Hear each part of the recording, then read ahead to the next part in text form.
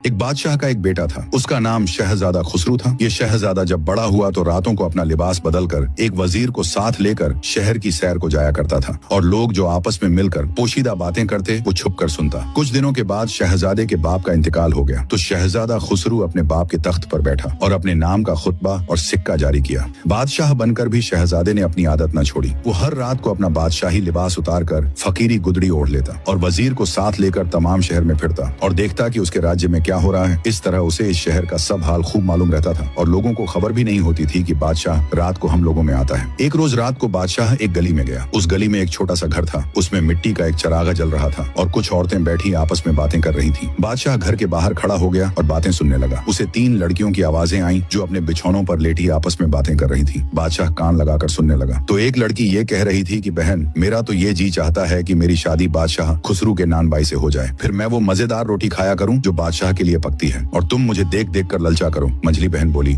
कि मेरा तो यूं जी चाहता है कि मेरी शादी बादशाह के बावर्ची से हो जाए, फिर तो मैं वो उम्दा उम्दा खाने खाया करूं जो रोटी से भी ज्यादा मजेदार हूं और तुम देख देख कर तरसा करो। छोटी बहन सबसे ज्यादा खूबसूरत और अक्लमंद थी। वो बोली कि तुम लोग बहुत नदीदी हो, खाने के लिए बादशाह के नौकरों से शादी करना चाहती हो। अगर मेरा बस चले तो मैं अपनी शादी बादशाह खुसरू से करूं कि मलिका बन जाऊं, खुद भी अच्छी तरह रहूं और औरों को भी आराम पहुंचाऊं। बादशाह इन तीनों बहनों की बातें सुनकर खुश हुआ। वजीर साथ था। उससे कहा कि तुम इस घर को अच्छी तरह से पहचान लो। सुबह को मैं तुम्हें भेजूंगा कि इन तीनों लड़कियों को मेरे हुजूर में हाजिर करो। वजीर एक ने इस घर को खूब अच्छी तरह से देखकर पता याद कर लिया। फिर बादशाह और वजीर दोनों यूं ही चक्कर लगाते और बातें सुनते अपने अपने घर को चले गए।